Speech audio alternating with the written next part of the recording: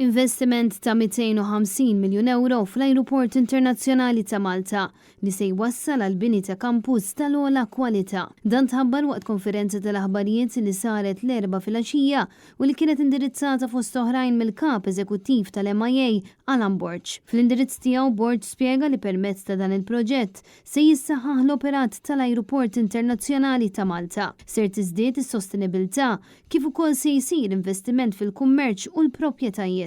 Daw l-investimenti maqsumin f'tlet binarijiet separati. Għandek l-operat, sostenibilità u l-proprjetajiet tagħna. L-operat jikonsisti l-airfield, runways, terminal u kull kondu qasam l-operat tal-airport u sostenibilità il-mira tagħna hija li nkunu net zero sa 2050, nkunu carbon neutral ħafna qabel u allura nkomplu ninvestu f'din l-area biex nkomplu nilħu daw il-miri.